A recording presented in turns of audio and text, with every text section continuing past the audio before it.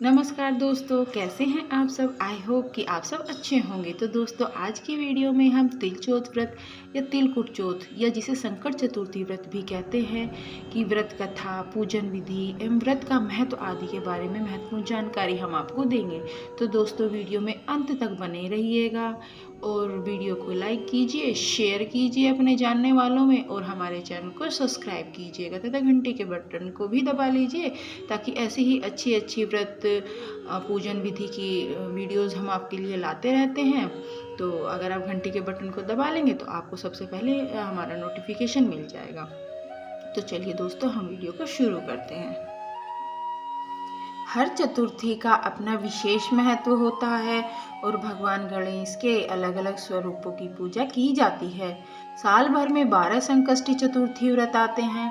इनमें से कुछ चतुर्थी साल की सबसे बड़ी चौथ में से एक होती है। उनमें से एक है संकट चौथ व्रत। संकट चौथ भगवान गणेश के सबसे महत्वपूर्ण पर्वों में से एक है। हर साल माघ माह के कृष्ण पक्ष की चतुर्थी के दिन संकट चौथ का त्योहार मनाया जाता है। संकट चौथ व्रत की महिमा से संतान की सभी चिंताएं दूर हो जाती हैं। भक्तों को सौभाग्य और समृद्धि का आशीर्वाद मिलता है। संकट चौथ वर्ष की शुरुआत में पड़ता है, इसलिए जो लोग इस दिन व्रत रखते हैं उन्हें पूरे वर्ष अनंत सुख, धन, सफलता और समृद्धि का आशीर्वाद मिलता है। तो आइए दोस्तों, जानते हैं कब है संकट चौथ या तिलकुट चौथ का व्रत। 17 जनवरी सन 2025 शुक्रवार को संकट चौथ है।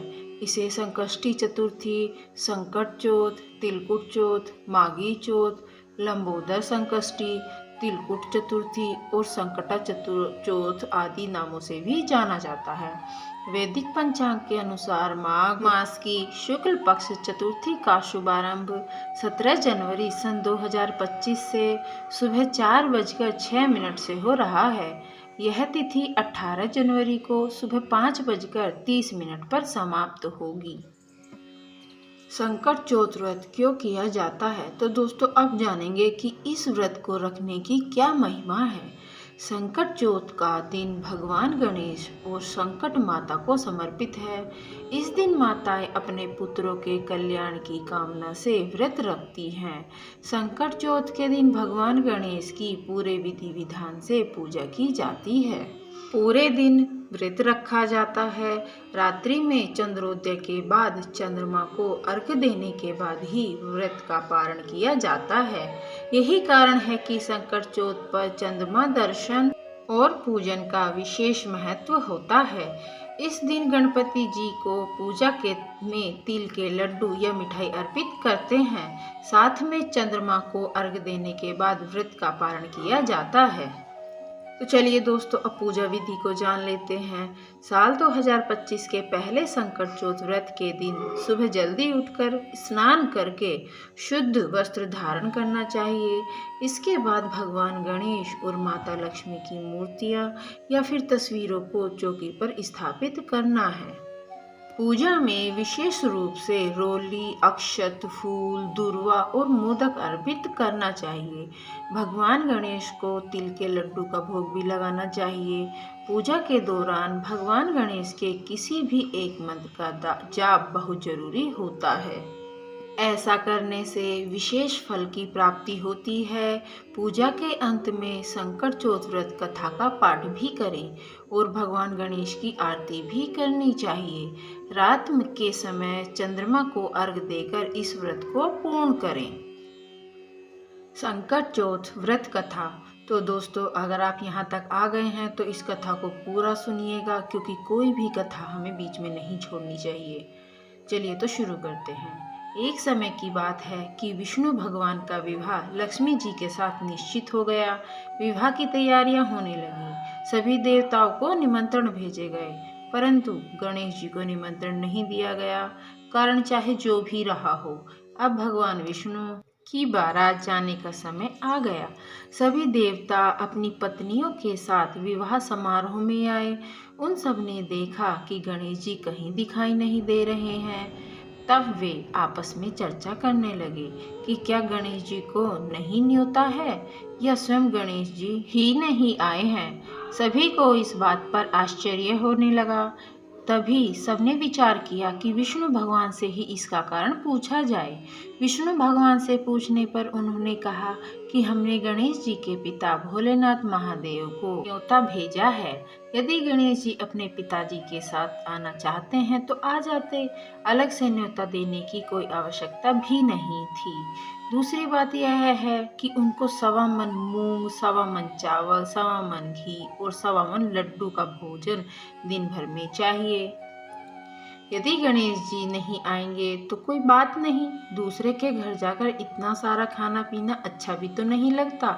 इतनी वार्ता कर ही रहे थे कि किसी एक ने सुझाव दिया कि यदि गणेश जी आ भी जाएं तो उनको द्वारपाल बनाकर बैठा देंगे कि आप घर की याद रखना, आप तो चूहे पर बैठकर धीरे धीरे चलोगे तो बारात से सबसे पीछे रह जाओगे।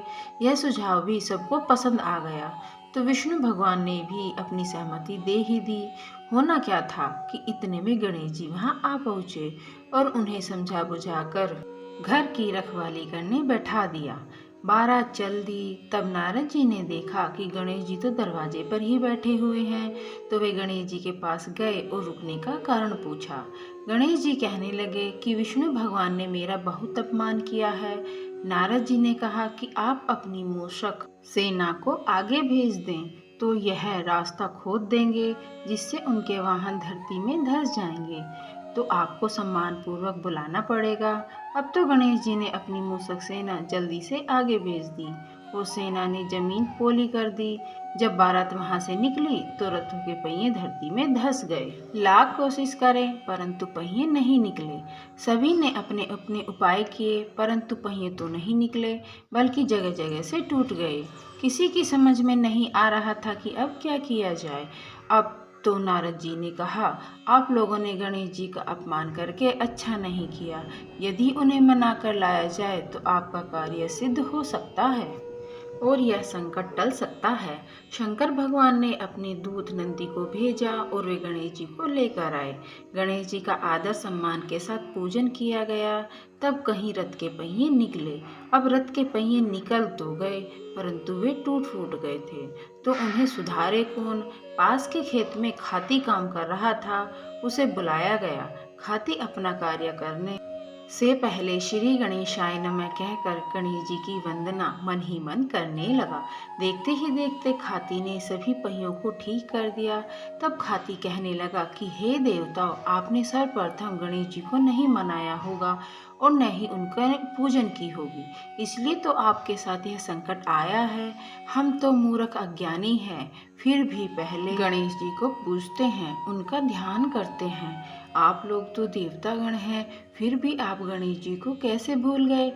अब आप लोग भगवान श्री गणेश जी की जय बोलकर जाएं तो आपके सब काम बन जाएंगे और कोई संकट भी नहीं आएगा।